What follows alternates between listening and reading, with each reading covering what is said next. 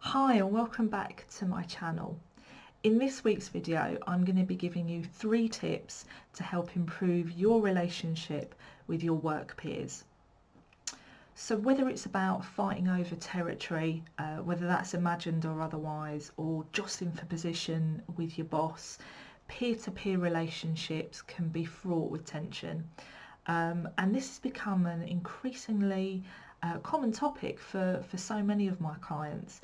And what I've found is that the main cause tends to be feeling vulnerable, which has been brought on by lots of organisational change. So people kind of feeling maybe a bit under threat. So if this sounds familiar to you, if you're maybe struggling with some of your peer-to-peer, so your manager, fellow manager relationships, then wait no more, my friend, because have I got 3 tips for you. But before I give you those tips, have you subscribed to this channel? Go on, you can be honest with me. Remember in my last video I talked about honesty being a core value. Don't worry if you haven't subscribed, you can do that now. Just subscribe and also make sure you hit the bell, because when you hit the bell you'll get an alert when a new video comes out from me, so you'll get it fresh out the gate before anybody else gets that video. So here are my 3 tips that lots of managers and leaders I've worked with over the years have said have worked for them. So number 1, have a frank, respectful discussion with the peer concerned. So one of the biggest hurdles I found when working with individual managers or teams is the actual fear of having a conversation with the other person concerned. So a really important skill for managers is being able to have a difficult conversation and certainly not avoid them. This isn't just about launching into a barrage of stuff that's kind of built up through resentment over time. So book some time in with the colleague concerned, ideally over a coffee, because that can kind of make it a bit more relaxed. And ahead of the meeting, think about the outcome you want to achieve by having that conversation with your colleague. And then with that end in mind, jot down the 3 main points you want to get across and the style that you want to deliver those in. And the clearer you are, the better. So as Brené Brown says in her most recent book, Dare to Lead, being unclear is being unkind. So identify your main points and then say them. And remember the holy trinity of right time, right place, right mindset in order to ensure the conversation goes well. This isn't just about the right time, place or mindset for you, but for your colleague as well.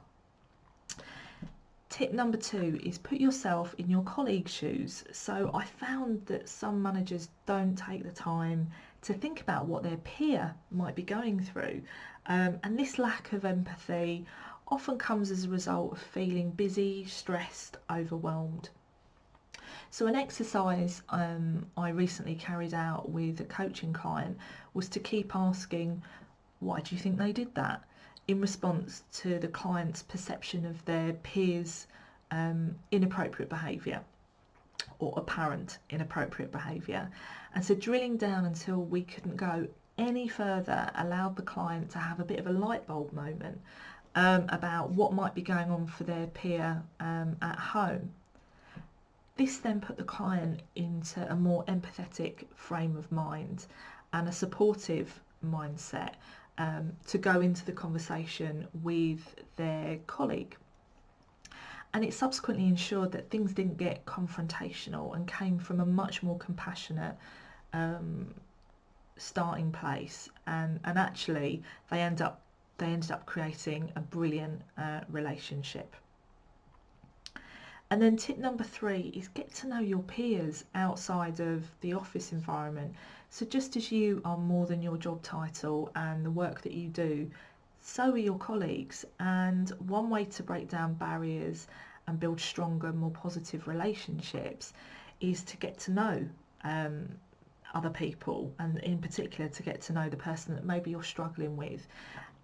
Activities that have worked for some of my clients have included going for a drink after work, or going for lunch together, or a few peers going out for dinner, maybe going bowling, or even doing some kind of charity event together. It might be painting a children's playground.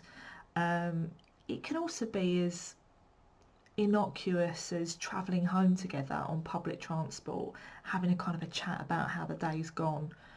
Remember, this is a two-way street though, so just as you are hoping to find out a bit more about your colleague, you need to be prepared to share a bit about yourself and what's going on for you. So look, just a quick video with 3 tips, as I say, that have worked for other managers like you who've struggled with some of their kind of peer other manager relationships.